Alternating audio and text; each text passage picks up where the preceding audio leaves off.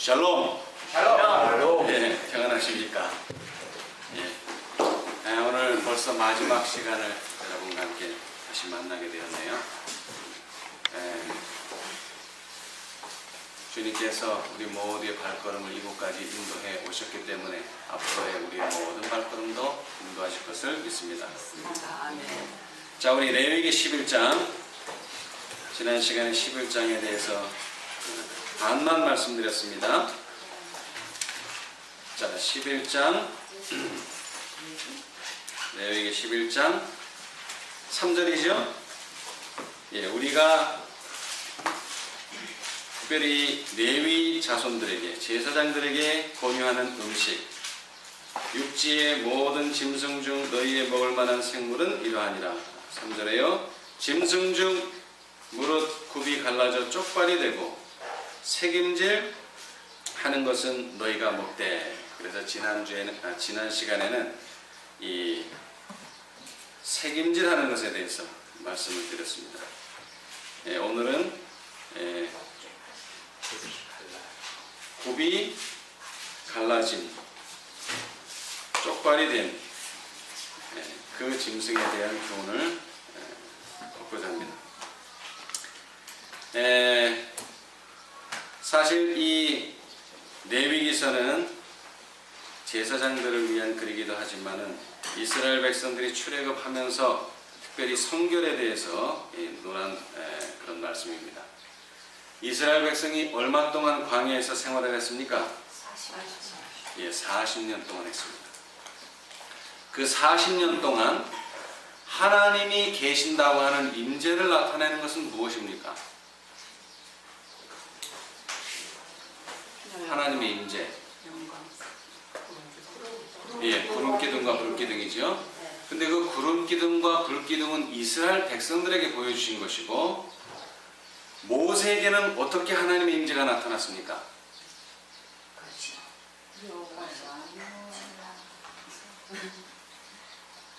가시떨기에 분명히 불이 붙었는데 뭐가 타지 않아요? 네, 나무가 타지 않아요. 그 불로서 하나님의 임재를 나타내셨습니다. 이 불은요, 두 가지로 구성되어 있습니다. 뭡니까? 불. 그러니까 빨간색으로 한번 해보십시다. 불. 불은 타는 것인데, 하나는 뭐예요? 빛이나죠, 빛.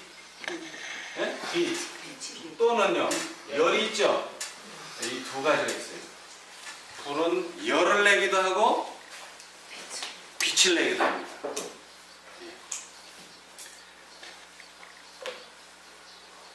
자, 계시록 18장 1절. 그의 영광으로 땅이 환해지더라. 왜 환해집니까? 예, 빛이 있으니까 그런 것입니다. 빛.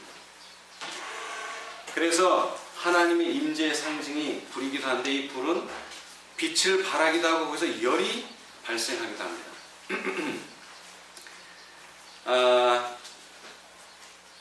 이 굽이 갈라졌다는 말은 뭔가 이렇게 분리되는 그러한 경험을 여기서 말하고 있는데요. 사실 우리가 알고 있는 짐승의 특징이 뭡니까? 짐승 여러 가지가 있겠지만, 네? 아니, 그 짐승 말고 예언에서 말하는 짐승의 특징이 뭐예요? 뭐 여러 가지가 있죠. 근데 그 중에 하나는 뭡니까? 정치와 종교가 사실은 분리돼야 되는데, 이 짐승은 천주교에는 이 두 개가 하나가 됐어요. 그래서 이 짐승의 핍박을 받은 많은 그리스도인들이 나라를 하나 세우면서 어떤 나라를 세웠습니까? 정치와 종교가 완전히 분립된 한 나라를 만들었죠. 그 나라가 얼마나 좋은지 아름다운 미자를 써서 미국이라 이렇게 했어요. 미국.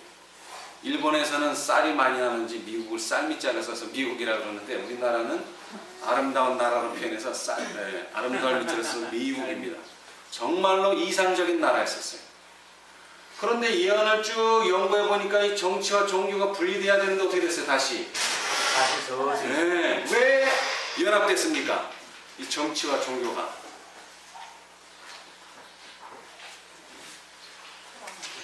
제도를 하면서 교리를 뭐하기 위해서? 강요하기 위해서 종교가 정치의 힘, 정부의 권력을 가져오기 때문에 결국 미국이 타락하게 된 것입니다. 원래는 그렇지 않았는데, 그렇죠? 이것은 분명히 갈라져야 되고 절대로 합해서는 안 될 일인데 그것이 연합됨으로 인해서 어떻게 됐어요? 타락한 나라가 되어버린 것입니다. 오늘 저는 그것을 설명하려고 하는 것은 아니고요. 자, 우리가 지난 시간에 계속 배웠는데 하나님께서 이 세상에 요구하시는 게 뭡니까? 하나님께서 6,000년 동안 공을 들이신 이유가 뭡니까? 구속의 경륜에 공을 들이신 이유가 뭐예요? 인류를 구원하기 위해서. 하나님 보호자에 가면은 뭐가 있습니까? 무지개. 네, 무지개. 무지개는 어떻게 만들어지죠? 물과 빛. 네, 빛이 더해지면은 이것은 곧 무지개다. 네. 그래서 노아가 홍수가 나고 나서 무지개를 보여주는데 홍수의 그 물과 하나님의 그 임재의 빛이 합쳐져서 무지개가 됐죠. 오늘날 세상도 그렇지만 이 교회도 조화를 이루는 일이 참 힘듭니다. 조화. 네. 다 자기 주장이 강해요. 네. 그래서 노사투쟁도 벌어지고 세상만 그런 것이 아니고 교회도 그렇습니다. 그러나 이 마지막 시대에 하나님께서 요구하시는 건 뭡니까? 하늘과, 그죠? 하늘과 뭡니까? 조화를 네, 땅이, 하늘과 땅이 뭐를 이루는 겁니까? 조화. 조화를 이루는 겁니다. 네. 그래서 저와 여러분이 이 자리에 있는 거예요. 자, 여기 실물교훈에 보시면은요, 417페이지에 사실 우리가 대부분 인용하는 말씀들은 다 열천의 비유에 나옵니다. 영혼의 요구는 그리스도의 사랑만이 만족시킬 수 있다. 그리스도께서 우리 안에 거하시게 되면 우리의 마음은 거룩한 동정심으로 충만하게 될 것이다. 지금까지 막혔던 그리스도의 것과 같은 진지한 사랑의 샘물이 터져 나오게 될 것이다. 노아 홍수 때는 무슨 물이 세상에 범람했습니까? 우리가 잘 아는 눈에 보이는 물이죠. 근데 마지막에도 물이 터질 겁니다. 무슨 물이 터집니까? 사랑의 샘물이 터진다 그랬어요. 제가 에스겔 47장 읽었죠? 환송 예배 때 그 뭐가 터졌어요? 물이 터졌죠. 처음에는 발목부터 시작해서 점점 심해지더니 뭡니까? 네, 잠겨버리는 그런 충만한 샘물이 터졌어요. 근데 예언하시는 것을 더 잘 설명했어요. 무슨 샘물이라고요? 사랑의 샘물이다. 근데 이 샘물은 이제 처음 터지려고 하는 것이 아닙니다. 이미 터졌습니다. 십자가에서. 그죠? 지금까지 막혔던 그리스도의 것과 같은 진지한 사랑의 샘물이 터져 나오게 될 것이다. 그러나 그것이 계속 흘러와서 이방인들에게 전파되고 세상에 온 복음이 전파돼서 끝나야 되는데 그렇게 되지 못하고 다시 그게 막혔었어요. 근데 다시 뭐 한다는 겁니까? 그것이 터질 것이 예언이 되어 있습니다. 자, 어제도 읽었는데요. 419페이지요.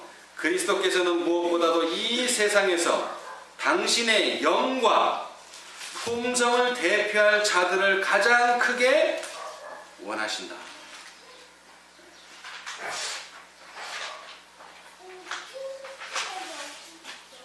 바울이 이방인의 사도로 부르심을 받았습니다. 그리고 바울이 부름을 받기 전에 베드로가 한 사람을 만나게 됐어요. 누굽니까? 첫 이방인 전도자. 누구를 고넬료를 만났어요. 근데 만나기 전에 이 베드로의 마음에는 뭐가 있습니까? 이방인에 대한 편견. 예. 그 담을 헐기 위해서 예수님께서 뭘 보여주셨어요? 보자기에 많은 몇 번 보여주셨죠? 세 번. 예, 반복하다. 예, 반복해서 보여주셨어요. 그래서 그 꿈의 이유를 그 고넬료를 만나면서 알게 되었는데, 그 고넬료를 만나면서 베드로가 느낀 게 뭡니까? 여기에 말하는 거룩한 동정심을 가지게 됐어요. 아, 저 불쌍한 이방인을 구원해야 되겠다. 동정심. 여러분, 베드로가 고넬료를 전도할 수 있었던 그 강력한 힘은 이른비 성령의 강력한 능력이었습니다. 그러나 그의 마음에 그 능력이 나갈 수 있도록 해준 것은 바로 동정심이라고 하는 것입니다. 그리스도인에게서 이 동정심을 빼면요, 우리는 아무것도 아닙니다.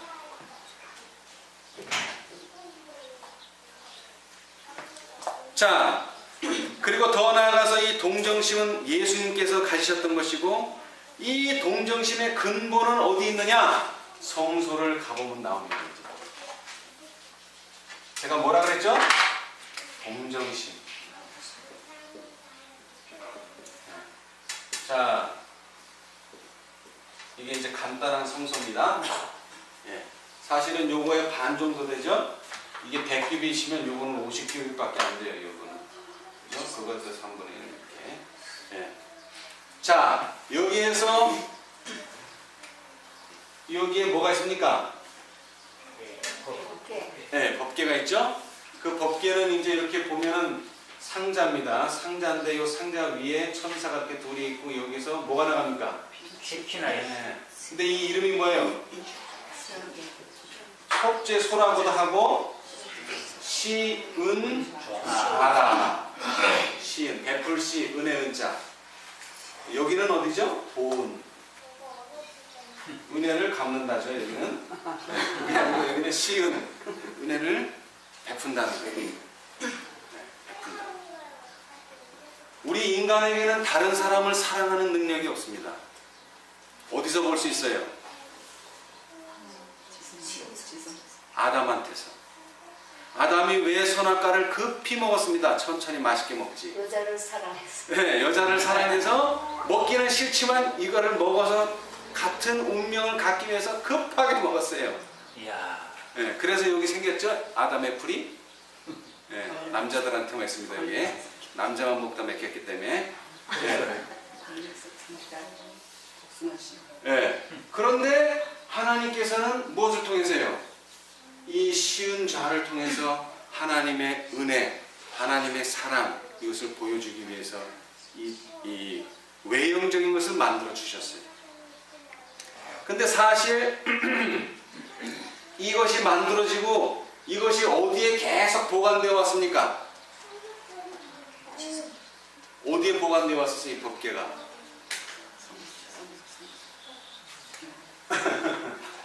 오늘 너무 일찍 일어나셨나? 성막에 보관됐죠, 성막에. 네, 근데 이게 성막이라고 했지만 이게 쉬운 말로 하면 텐트에 보관됐단 말이에요, 텐트에. 이런 집이 아니고, 그죠? 네. 그런데 이 텐트가 아니고 실제적으로 건물 속에 언제 보관되게 됐습니까? 네? 네, 솔로몬한테. 네, 성전을 지어서 이렇게 건물을 지어서. 네. 그러나 그 전까지는 뭐예요? 텐트. 왜 텐트를 속에 보관됐습니까? 성전 짓기 전이니까. 성전 짓기 전이 성전 짓기 전이라가 아니라 이것을 간수한 백성들이 한 곳에 정착해서 살지를 못하고 여기 갔다 저기 갔다 하니까 맨날 뜯었다가 설치했다 이렇게 된 거죠, 그죠? 이동을 해야 되기 때문에. 이사단이라고. 예, 이사 다니느라고. 네, 정착을 할 수가 없기 때문에 텐트밖에 안 되는 거예요. 그러나 결국 이 이스라엘 백성들이 40년의 경험 후에 어디에 정착하게 됐습니까? 약속의 땅 가나안에 정착하게 됐죠. 시가에 300년 있었어요. 예, 그래서 그 땅에다가 뭐를 짓고? 네, 성전 건물을 쭉 짓고 그곳에 하나님의 임재의 상징인 법궤를 모셔두게 되었습니다. 예. 근데 아까도 말했지만 이 법계의 가장 중요한 부분이 뭐라고요? 이 쉬운 자인데 쉬운 자에서 뭐가 나온다고요? 빛이 나온다는 거예요. 빛이 나온다는 거예요. 자, 그래서 예수님 자신도 뭐라고 했어요? 너희는 세상의 빛이라. 빛이라. 예. 그리고 사도행적 122페이지에 세상 빛의 통로로 만드신 세상 빛의 통로로 만드신 뭐뭐일까요? 예? 교회. 교회. 세상 빛의 통로로 만드신 교회. 다시 말하자면은 교회에서 빛이 안 나가면 그 교회입니까? 아니요. 아니에요. 근데 그 빛은 교회가 가지고 있는 겁니까? 아니에요.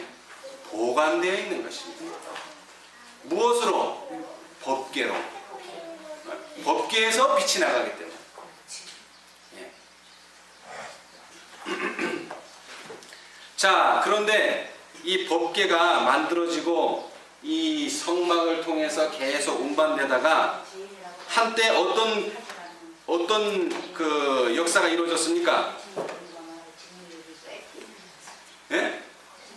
이 법궤가 누구한테 있어야 돼요? 이스라엘 백성들한테 있어야 돼요. 하나님을 섬기는 이스라엘 백성들한테. 그리고 이것은 하나님의 임재의 상징이기 때문에. 그런데 어떤 일이 벌어졌습니까? 엘리 아들들. 사실은 뺏긴 게 아니라 갖다 드린 겁니다. 블레셋 사람한테. 그죠? 왜 갖다 줬어요? 싸움에서 이기려고 예. 싸움에서 갖고 떠났습니다. 블레셋 사람을 갖다 주고. 예. 아, 갖다 준 게 아니라 빼앗겼어요. 빼앗겼는데 사실은 빼앗길 수밖에 없어요. 왜?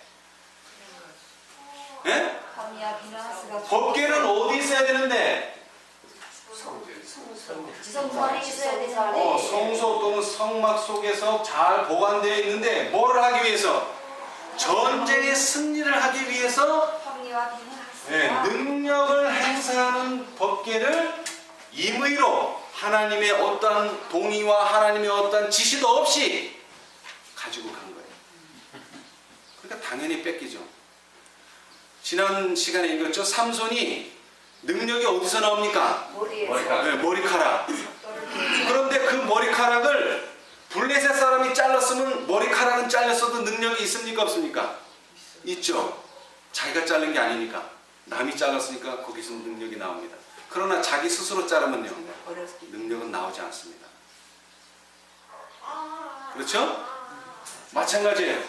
이 법궤의 능력은 어디에서 나오는 겁니까? 하나님의 승인, 하나님의 지시에 의해서 나오는 거지. 이 법궤, 이 나무 상자 가져간다고 이기는 게 아니란 말이에요. 그런데 이스라엘 사람들이 누가 귀합해서 엘리의 두 아들이 귀합해서 왜? 이 법궤는 누구만 다룰 수 있어요? 제사장들만. 다른 사람들은 아무도 그것을 만질 수가 없습니다. 감히 만질 생각도 안 합니다. 왜? 뭐라고 명령하셨기 때문에. 우사가 죽었듯이 만지는 순간 어떻게 됩니까? 죽습니다. 만지는 순간 죽습니다. 제사장만이 다룰 수 있어요. 그런데 하나님의 지시도 없이 그것을 가져가서 결국에는 갖다 준 거나 똑같은 결과를 가져왔습니다. 그런데 이 법궤가 전쟁할 때는 아무 능력도 행사하지 못하다가 블레셋 땅에 가니까 무슨 능력이 나갑니까? 거기서 재앙이 막 그냥 일어나기 시작하는 거예요. 네, 어제 약간의 설명을 하셨죠? 네. 신전에 놨더니 그 신상들이 다 부서지는 그런 일이 벌어져서 이제 블레셋 사람들이 뭐가 안 됩니까? 감당이 안 돼서 원래 주인한테 이제 돌려주는 거예요. 근데 아까도 말했지만 블레셋 사람 중에는 제사장이 없습니다. 그리고 이 법궤를 어떻게 다룰지 그런 방법도 모릅니다. 그래서 보통 물건과 같이 어디에 실어서? 수레에 실어서 이제 갖다 주는 거예요.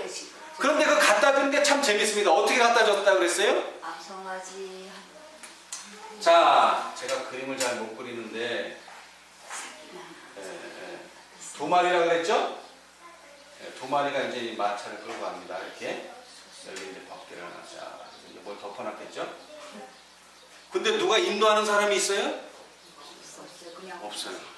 그래서 그 사람들이 뭐라고 그랬어요? 블레셋 사람, 미신을 믿는 우상숭배자들이 이것이 그 원래 법기의 주인한테 가면은 이거는 하나님의 뜻이고 안 가면은 이거는 그것도 하나님의 뜻이다 하고 했는데 어디로 가는 거예요 이게? 이스라엘 땅으로 가네요. 근데 예언의 신을 읽어보니까 누가 인도했다고 그랬어요? 천사들이 근데 재밌는 게 이 두 마리 소는 어떤 소라 그랬어요? 암송아 소리 네, 송아지를 낳은 얼마 되지 않은 모성애가 강력한 두 암소가 이 일에 사용됐어요. 두 암소가 뭐를 했다고요? 모성애가 강해요. 자, 소는 누구를 찾습니까? 지금 이 암소는 새끼. 네, 새끼를 찾죠. 그러면 가야 돼요? 안 가야 돼요? 안 가야죠. 왜? 새끼가 거기 있으니까. 근데 천사가 인도했기 때문에 가서 어디로 갔어요? 이스라엘 땅으로 갔죠. 여기서부터 이제 그런데 이스라엘 땅으로 가면서 무슨 일이 벌어졌습니까? 이 소가 놀래서 어떻게 됐어요? 튀었어요. 뛰는 바람에 저기에 잘 실려있던 덮개가 떨어질 찰나에 그것을 떨어지지 않도록 하기 위해서 누가요? 우사가 만지는 순간 어떻게 됐습니까? 예, 이제 거기서부터 이제 보겠습니다. 자, 우리 처음에는 아니지. 처음에는 베시메스 갈 때는 그냥 갖고 예, 감사합니다. 자, 우리 70장 구조와 선지자 70장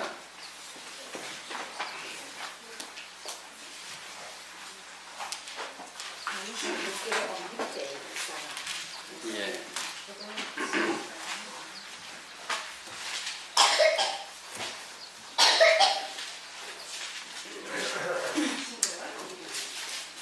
자, 70장이고요. 이 구속의 역사 332페이지의 왼쪽 단. 그러나 저희가 나곤의 타작마당에 이르러서는 소들이 뛰므로 우사가 손을 들어 하나님의 계회를 붙들었더니 여호와 하나님이 우사의 경솔함을 인하여 어떻게 하셨다고요? 진노하사 저를 그곳에서 치시니 저가 거기 하나님의 궤 곁에서 죽으니라. 그리고 밑에 가서요. 우사의 죽음은 가장 명확한 명령을 범한 데 대한 하나님의 형벌이다. 뭐를 범했다고요? 명령을 범한.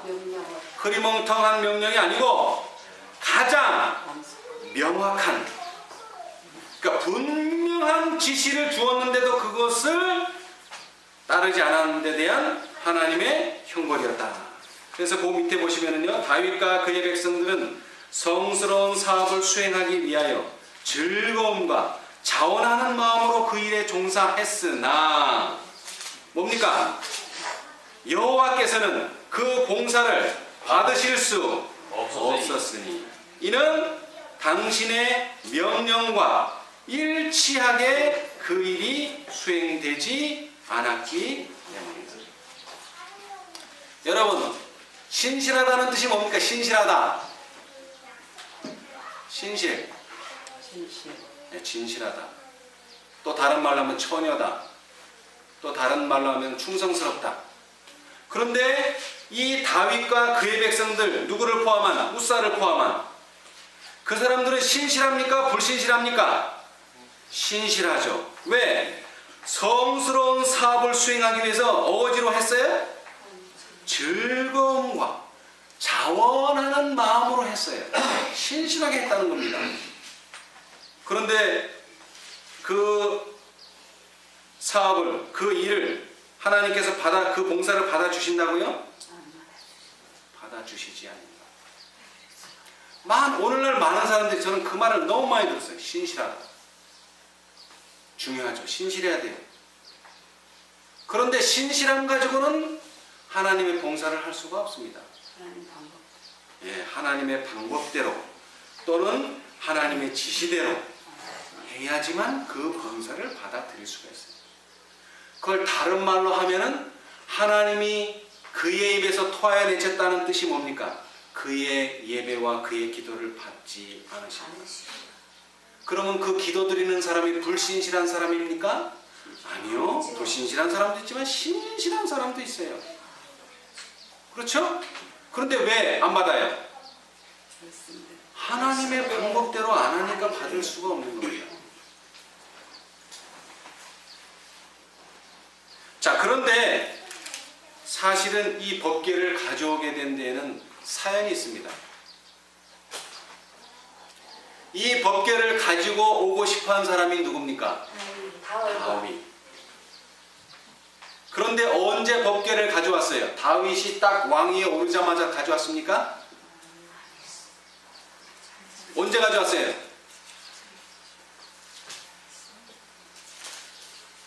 자, 한 장을 왼쪽으로 넘기세요. 오른쪽으로 넘기지 마시고. 331페이지. 342죠? 332. 오른쪽 단 중간에 이제 다윗은 보좌를 굳게 세우고 어떻게 했다고요? 보좌를 굳게 세우고 보좌를 굳게 세우고 외적의 침입에서 해방되었으므로 그의 마음속에 품고 있던 목적 곧 하나님의 법궤를 예루살렘으로 옮겨오는 일을 하기로 하였다. 여러 해 동안 법궤는 얼마요? 9마일 9마일. 1마일이 몇 킬로입니까? 1마일. 1852. 아, 예. 생략해서 1.8만 합시다. 1.8 곱하기 9는 얼마입니까? 1, 9는 9, 8, 9, 72. 16.2km, 16km. 40리 밖에 있었어요. 멀지 않은 거리에 있었어요. 뭐가? 법궤가.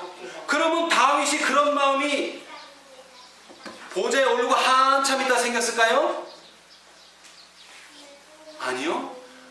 애초부터 다윗은 그런 마음을 가지고 있었어요. 이 법궤를 저 블레셋 사람에게 맡길 것이 아니고 또 다른 곳에 둘 것이 아니고 이 예루살렘으로 가져와야 된다. 그런데 그 일을 실천에 옮긴 건 언제입니까? 다윗의 보좌가 굳게 세워지고 첫 번째는. 그 다음에 두 번째는요. 외적의 침략이 없는 평안한 때가 돌아오니까 드디어 이제 안을 살피게 된 거예요. 안을. 그래서 뭐가 필요하게 됐어요? 하나님의 임재 상징인 법궤가 필요하게 됐어요. 그것으로 끝나는 게 아닙니다. 다윗의 마음에는 또 어떤 마음이 있었습니까? 어떤 마음이 있었어요? 다윗의 마음에. 성소를 지으려고. 예. 여태는 계속 이스라엘이 정처 없는 나그네 생활을 했기 때문에 텐트 속에 모셨지만 그리고 이것이 예루살렘으로 와서 처음에 어디에 안치됐습니까? 텐트에 모셔졌어요. 왜? 아직은 건물이 세워지지 않았기 때문에. 그러나 이 다윗은 자기가 천막에 자는 것처럼 마음이 아팠어요. 왜? 하나님의 임재의 대궐에서 살고 있는데 하나님의 임재의 상징은 겨우 텐트 속에 있었단 말이죠. 그래서 다윗은 뭘 하기를 원했습니까? 성전 지기를. 예. 자, 우리 334페이지.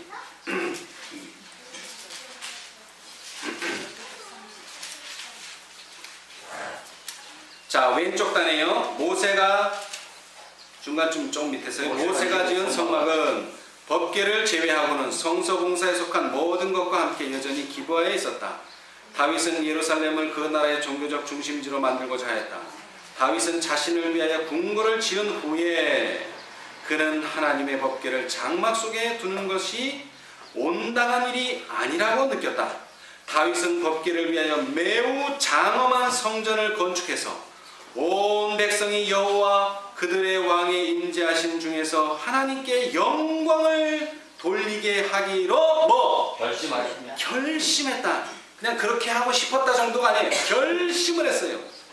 그래서 그의 뜻을 선지자 나단에게 전달한 다윗은 그로부터 어떤 대답을 들었습니까?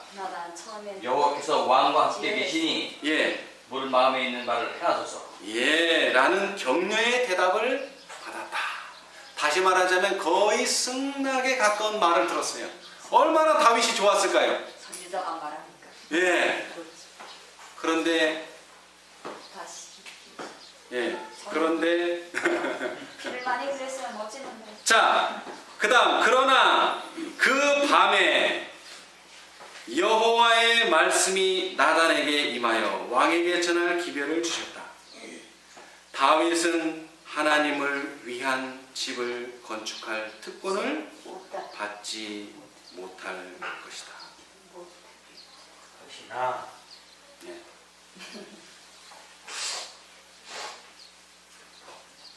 여러분, 우리가 마음으로 자원하고 누구를 위해서? 하나님을 하나님을 위해서 자원하고 결심하고 충성한다고 해서 다 받아들여지는 것은 아닙니다. 그리스도인의 최고의 경지가 뭡니까? 사람의 거절이 아니라 하나님의 거절을 감사하게 받아들일 수 있는 것이 최고의 경지입니다. 오늘날 기독교계의 상태를 보세요. 뭐 타락했고 안 했고를 떠나서 다 자기가 할 수 있다는 거예요. 다 I can do예요. 나는 할 수 있다.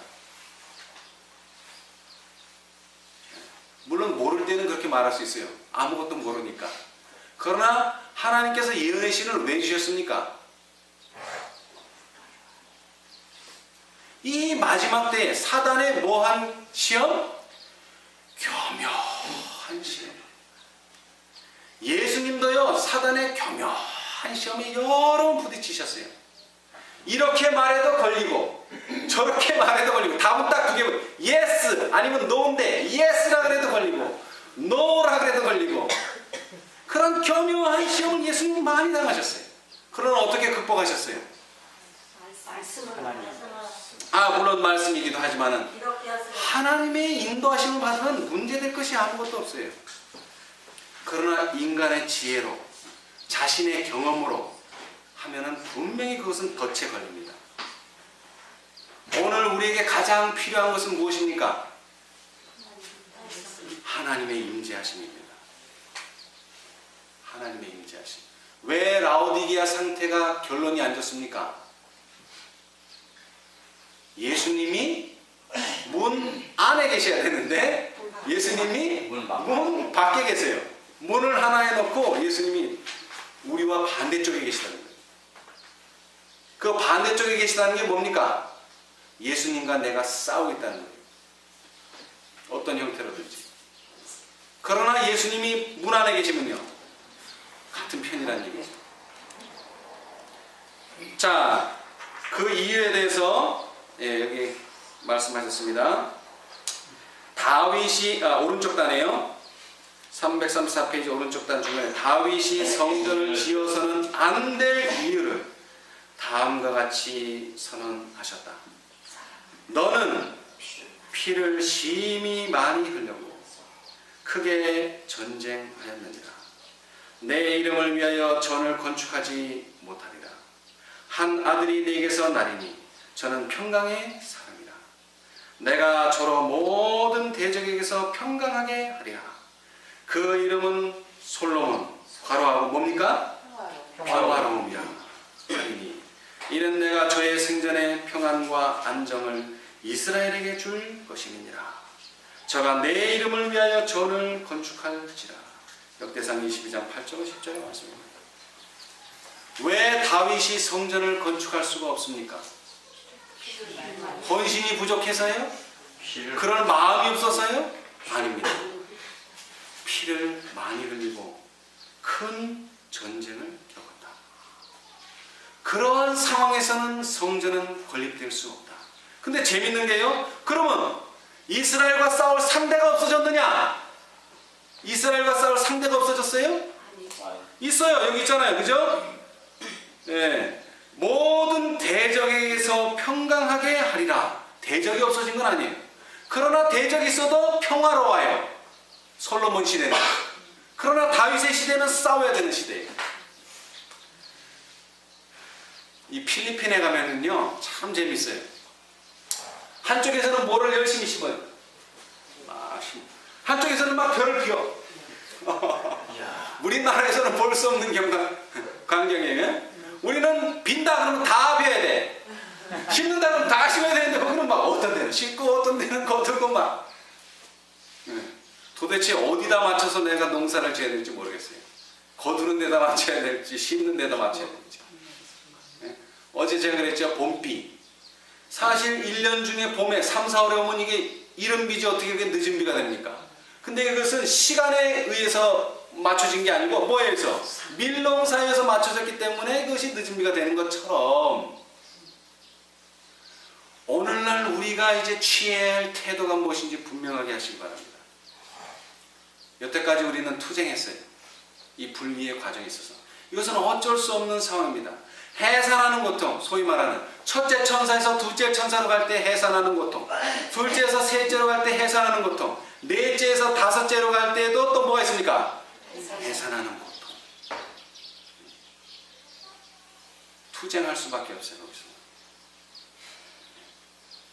그러나 성전을 건축하려면, 하나님의 법궤를 모시는 집을 만들려면 이제 전쟁 상황에서는 이것을 건축할 수가 없습니다. 솔로몬의 뜻이 뭐라고요? 평화로. 평화로. 제가 샬롬 했는데 샬롬의 뜻이 뭡니까? 평화. 예루살렘의 살렘의 뜻이 뭡니까? 평화. 우리의 마음이 평안해지고 안정되지 않는 이상에는 그 어떠한 법궤도 안치할 성전을 지을 수가 없습니다. 이건 누구의 뜻입니까? 하나님의 뜻입니다. 그래서 팔복 중에서 7번째 복이 뭡니까? 화평케 하는 자는 복이 저희는 하나님의 하나님의 아들이다.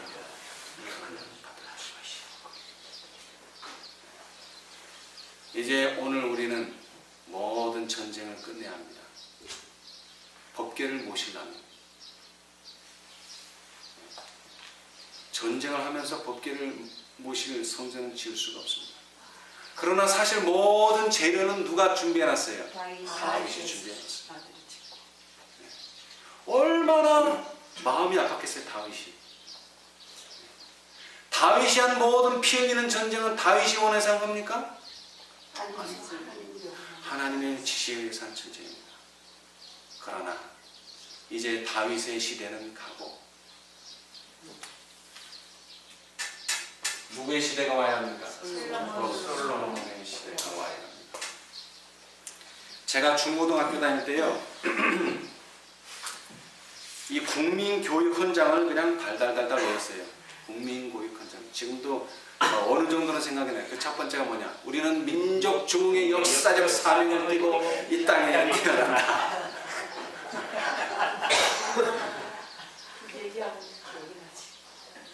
네. 자, 우리는 무엇을 위해서 이 땅에 태어났습니까? 하나님의 영광을 위하여 이 땅에 태어났습니다.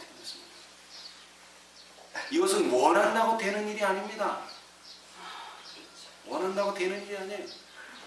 기도원의 300명의 분사를 어떻게 만들어냈어요? 첫 번째 시험이 뭡니까? 원하는 자예요. 원하는 자. 첫 번째는 분명히. 그죠? 아, 나는 이래서 안 되겠다. 나오긴 나왔는데, 아, 난 저래서 안 돼. 그런 사람 돌려보냈어요. 절대로 하나님은 강요하지 않습니다. 오늘 이 자리도 절대 강요하지 않습니다. 그러나 자기가 원한다고 해서 그 300명의 군사에 들어갈 수 있는 것은 아닙니다. 자격이 돼야 됩니다. 어떠한 자격이 돼야 됩니까? 지금 기도는 뭐하러 갑니까? 전쟁을 위대한지. 전쟁을 하러 갑니다. 그의 생각 속에는 항상 뭐가 있어야 됩니까? 나는 전쟁을 하고 있다. 이것이 항상 머릿속에 있어야 돼요. 그래서 물 먹을 때도 뭐 해야 돼요? 적이 있는가 없는가. 자, 기도원의 300명은 전쟁을 위해서 뽑혀졌지만 성전을 위한 300명은 어떻게 뽑혀져야 됩니까? 전쟁이 아닙니다. 평화. 어떻게 하면 우리는 평화롭게 살 수 있는가? 심지어 누구까지도? 원수까지도. 그래서 우리가 이 조사 심판 때 뭘 가지고 조사를 당합니까? 율법, 10계명. 그런데 마태복음은 뭐라고 얘기했어요? 무엇이 율법과 선지자라 그랬어요? 그러므로 무엇이든지 남에게 대접을 받고자 하는 대로 너희도 남을 대접하라. 이것이 율법이요 선지자니라. 자, 우리는 교회의 일을 떠나서 사도 바울은 우리를 뭐라 했어요? 이 몸은 성령의 전인 줄 너희가 알지 못하느냐? 우리는 성령의 전이 되어야 됩니다. 어떻게 성령의 전이 됩니까? 자, 여러분 텐트에 모셔졌다 그랬죠, 그죠? 금으로 싼 텐트입니까 이게? 여러분 그 성소에서도 아시겠지만 성소에 그 법궤가 들어있는 것은 4겹으로 되어 있어요. 근데 밖에서 보면 어때요 이게? 거무튀튀. 볼품이 없어요. 볼품이. 네. 그리고 속으로 들어가서 어떻게 됩니까? 아주 멋있어집니다. 아주 화려해지고. 그러나 겉에서 보면 아무것도 아니에요. 그러나 그 겉에서 볼 때 아무것도 아닌 초라한 그것이 왜 영광스러운 장소로 변합니까? 그 안에 법궤가 있기 때문에.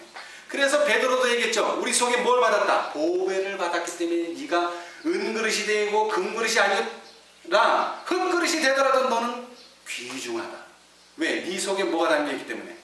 보배가 담겨있기 때문에. 예수 그리스도가 네 마음속에 계시기 때문에. 법궤가 네 마음속에 있기 때문에. 하나님의 법이 네 심령에 새겨졌기 때문에 너희는 귀중하다. 그렇게 생각하는 사람은 남이 어떻게 보입니까? 귀중하게 보여야죠. 제가 가끔 그런 얘기 하죠. 이 유대인들은 성경책 다음으로 많이 보는 게 뭡니까? 탈무드. 탈무드는 이스라엘의 많은 아주 지혜롭고 신실했던 랍비들이 재밌는 이야기를 쫙 써놨어요. 그 중에 한 이야기가 뭐냐면은 굴뚝 청소하는 사람이 있는데 우리나라는 그런 게 없지만 이 굴뚝이 청소를 하게 되면 이 굴뚝에 있는 청소를 왜 합니까? 끄름 때문에 하죠. 예. 그 굴뚝 청소를 싹 하고 나오는데 2명이 나왔는데 한 명은 얼굴에 뭐가 있어요? 막 끄름이 묻고 막 지저분해요. 근데 한 사람은 어떤 굴뚝 청소를 했는지 몰라도 뭐 얼굴에 별로 묻은 게 없어요. 자, 그러면 누가 세수하러 갔겠습니까? 안 묻은 사람. 네. 우리가 생각할 때는 그래 당연히 묻었으니까 가야지. 근데 안 묻은 재미있는 것은 이 눈이 뭐를 보도록 달렸어요? 상대방을 보도록 달렸기 때문에 상대방을 본 얼굴이 깨끗한 사람이 나도 저렇게 했거니 하고서 세수하러 가고, 묻은 사람은 상대방을 보고 저 사람이 깨끗하니까 나도 깨끗하겠거니 하고 안 간 거예요. 우리는 항상 그런 위험에 빠진다는 거예요. 그래서 성경도 그걸 잘 알고 있기 때문에 내 눈에 뭐를 빼고 들벌을 빼고 남의 눈에 티를 빼라 그랬어요. 그 말의 의미는 우리 인간이 아무리 똑똑하고 지혜로워도 내게 있는 조그만 거 하나가 남에게 있는 건 100개보다 더 크다는 거예요. 그러나 더 중요한 것은 오늘날 우리가 이제 사실 모든 게 다 임시입니다. 임시. 이름도 교회 이름도 임시. 집회 장소도 임시. 그러나 언제까지 이럴 수는 없죠? 우리는 어딘가에 뿌리를 내려야 됩니다. 그러나 그러기 전에 우리의 준비가 뭡니까? 우리의 마음에서 투쟁하는 마음은 이제 내려놓으셔야 됩니다. 이제 우리는 뭐라도요, 원수라도 끌어안고 사랑할 수 있는 마음이 돼야지만 우리는 이제 성전을 지을 수가 있습니다. 아멘. 그래서 제가 이제 아까 처음에 말씀드렸으니까 우리는 민족 중에 역사적 사명을 띠고 이 땅에 태어났다. 그래서 뭘로 끝납니까? 민족의 슬기를 모아 줄기찬 노력으로 새 역사를 창조하자. 이것이 국민교육 헌장의 끝입니다. 자, 여러분, 이제 우리는 새로운 역사를 만들어야 합니다. 아무도 가보지 않은 길입니다. 이것은. 우리가 전에는 교회가 있어서 아주 안전하게 나왔어요. 그러나 이제 계속 말씀드렸지만 이제 우리는 어떤 붙일 우리 몸을 의탁할 때가 있어서 나온 게 아니에요. 오직 무엇만 보고 나왔습니까? 말씀만 보고 나왔어요. 어린 양이 인도했기 때문에 여기까지 온 것입니다. 그러나 이제 우리는 창조하는 생각을 가졌어요. 이제 우리는 누구를 의지하고 누구를 보고 따라할 수 있는 상황이 아니에요. 지금 우리는 무엇인가를 결정할 때에 하나님의 뜻과 말씀을 쫓아서 이제 무엇인가를 결정해야 됩니다. 그 누구도 해보지 못한 결정을 해야 됩니다. 그러나 다시 말씀드리지만 이제 다윗의 시대는 끝났습니다. 이제 우리는 솔로몬의 시대에 왔어요.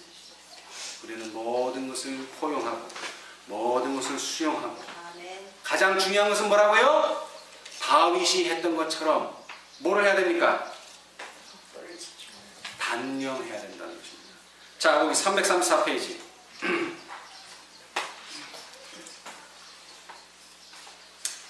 저 중간쯤에요. 다윗은 비록 그 마음에 품고 있던 목적이 거절당했지만 그 기별을 감사함으로 받아들였다. 아멘. 그는 주 여호와여 나는 누구오며 내 집은 무엇이간데 나를 위해 이르게 하셨나이까.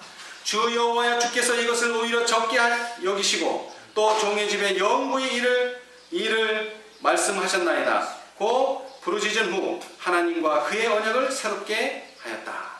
다윗은 그의 심중에 하려던 사업을 수행함으로 그의 이름이 영예롭게 되고 그의 나라의 영광이 될 것임을 알았으나 곧 자기의 뜻을 하나님의 뜻에 복종시켰다. 아멘. 이와 같이 감사하는 마음으로 단념하는 일이 그리스도인 중에서까지도 매우 드물게 보인다.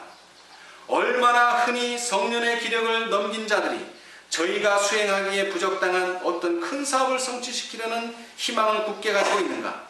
하나님의 섭리는 당신의 선지자가 다윗에게 한 것처럼 저희가 그처럼 갈망하는 그 사업이 그들에게 위임되지 않았다고 그들에게 말씀하실 것이다. 그들이 할 일은 다른 사람이 그 일을 성취하도록 길을 준비하는 것이다. 그러나 많은 사람들은 감사한 마음으로 하나님의 명령에 복종하는 대신에 만일 저희가 하고자 하는 한 가지 일을 할 수 없게 되면 아무 일도 하지 않으리라는 감정을 가지고 마치 모욕과 거절을 당한 것처럼 물러갑니다. 많은 사람들은 무모한 정력을 가지고 저희가 감당할 능력이 없는 책임을 맡고 저희가 감당할 수 없는 사업을 성취하고자 헛되이 노력하는 반면에 저희가 해야 할 일은 게을리하여 버려둔다. 그리하여 저들 편의 이러한 협력의 부족으로 인하여 더 큰 사업이 방해를 받거나 실패하고 만다. 여러분, 우리에게 있어서 큰 일이 뭡니까?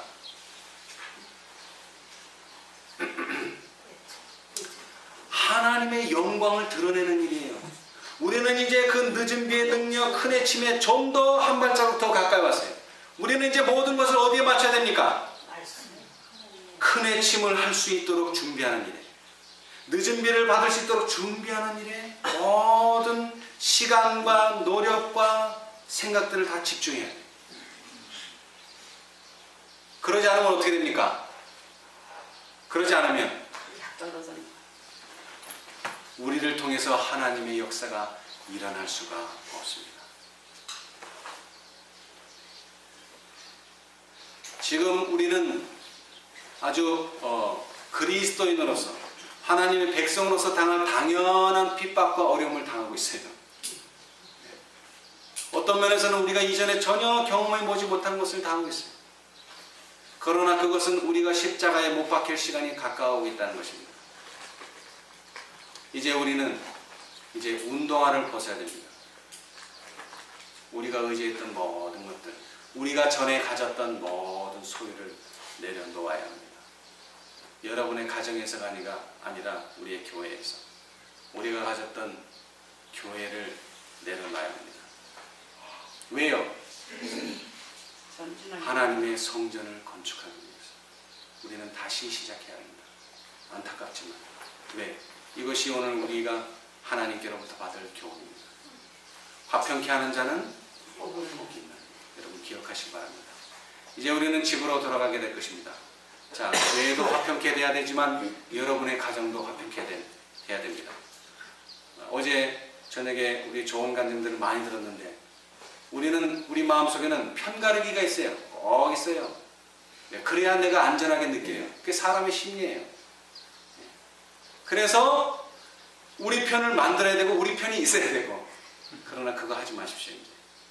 우리는 모든 사람으로 화평케 돼야 됩니다. 자, 여기 마지막으로 한 말씀을 읽겠는데요.